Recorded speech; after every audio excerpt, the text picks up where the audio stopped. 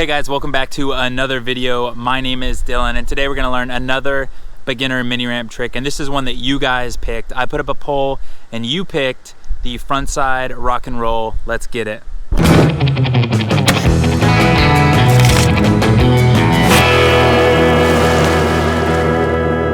If you're not subscribed to my channel, make sure to subscribe, because that's how this video idea even came to be. Is that I posted in our poll, what trick should I teach next, and you guys picked the frontside rock and roll. So what is a frontside rock and roll? A frontside rock and roll is when you approach the ramp front side, and as you get to the top of the ramp, you're gonna lift your wheels up and over the coping, rock on the deck, and you're gonna turn front side 180 degrees, roll back down the ramp, and right away. Before you learn how to do a frontside rock and roll, there's a few things you want to learn how to do first, and the first one is to drop in.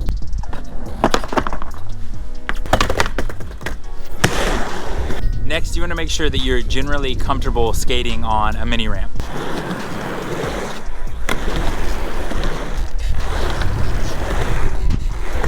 You want to learn how to do frontside kick turns on the mini ramp as well.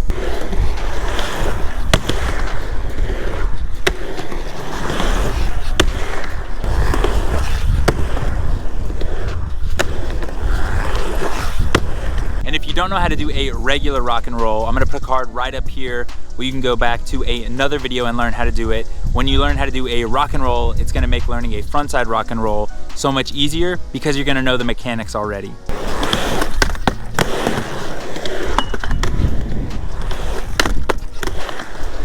When I do a frontside rock and roll, I put my feet right here. My front foot goes directly over those bolts, and my back foot goes on the tail, a little bit on the inside pocket.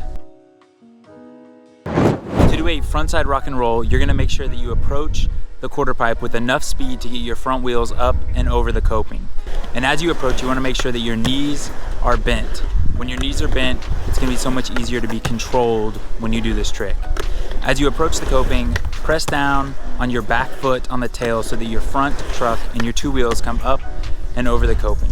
And as you press down with your front foot, you want to make sure that you actually look over your front shoulder. You're going to look back.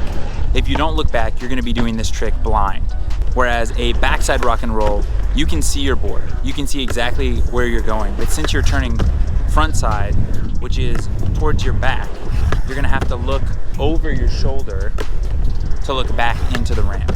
And when you look over your shoulder, you're gonna keep your shoulders in parallel with the coping. The reason I say that to do that is because as you press down and you rock, when you turn to go back in, you're gonna be able to see exactly where you're going. So when you run out of the trick, you're not gonna step back onto your board, slip out, and then slam. So as you approach, lift that front truck and two wheels up onto the deck, press down, look over your forward shoulder, and then as you turn to go back in, you're gonna do the exact same motion as you did on a rock and roll. You're gonna press back down on your tail and continue to look over your front shoulder. Because as you continue to look over it, wherever your head is looking, your shoulders will follow, your hips, your knees, and then your feet. And as you do that 180-degree turn, make sure that your knees are bent. It's gonna feel a little bit scarier than a backside rock and roll because you can't see where you're going.